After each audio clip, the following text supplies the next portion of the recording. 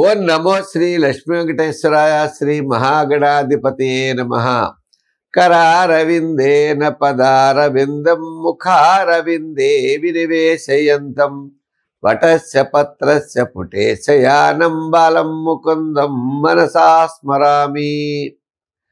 ప్రేక్షకుల నమస్కారాలు తెలియజేస్తూ ఈ వారం రాశి ఫలాలు తెలుసుకుందాం. మరి 14/9/2025 నుంచి 29/2025 వరకు ఉన్న గ్రహాల యొక్క పరిస్థితిని అనుసరించి మనం రాశి ఫలాలు తెలుసుకుందాం. ముందుగా మరి మిథున రాశిలో గురుడున్నాడు. రవి బుధులు మరి సింహరాశి నుండి కన్యా రాశికి వెళతారు. కుజుడు తులారాశిలో ప్రవేశిస్తాడు.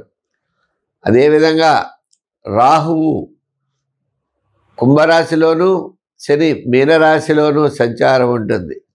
చంద్రుడు వృషభ మిథున కర్కాటక రాశుల్లో ఈ వారం చంద్ర సంచారం ఉంటుంది.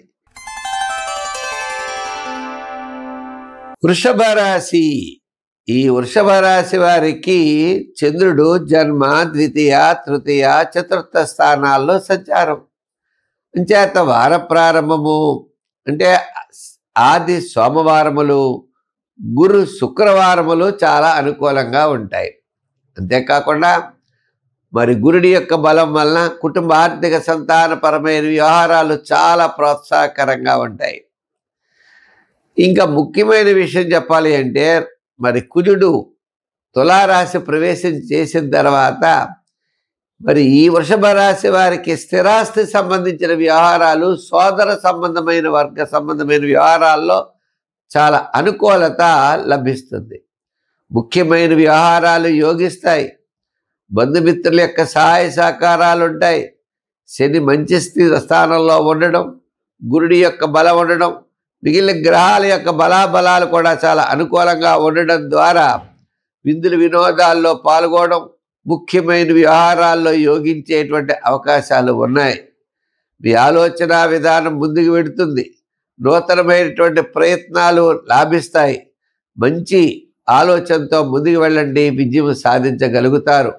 గత 4 నెలల్లో ఉన్నటువంటి చిన్న చిన్న సమస్యలు తగ్గుతాయి.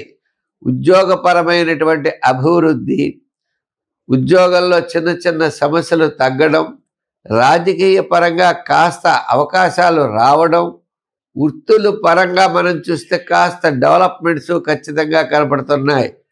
ఈ వృత్తుల్లో కూడా ఫైన్ ఆర్ట్స్, ఈ యొక్క చేతి వృత్తులు, కళారంగం వారికి, న్యాయవాదులకి, వైద్యులకి, చేనేత కార్మికులు మొదలుగా కలిగిన చిన్న చిన్న వృత్తులు చేసేవారికి కూడా గతం కంటే ఇప్పుడు చాలా అనుకూలంగా ఉన్నది.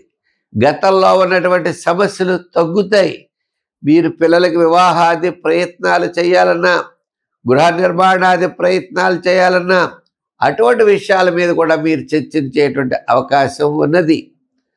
జాత సంఖ్యల్లో 6, రంగుల్లో తెలుపు, ఆరాధనలో సూర్య భగవానుడిని బాగా పూజించడం, సూర్య నమస్కారాలు చేస్తూ ఉండడం, ఆదివారం నాడు గోధుమ పిండితో చిన్న చిన్న ఉండలు చేసి ఆదివారం వీలైతే ఆదివారం, బుధవారం వీలైతే బుధవారం ఏదో ఒక రోజు దగ్గరగా ప్రవహించే నదిలో వదిలిపెట్టి సూర్య భగవానుడికి నమస్కారం చేస్తూ ఉండండి.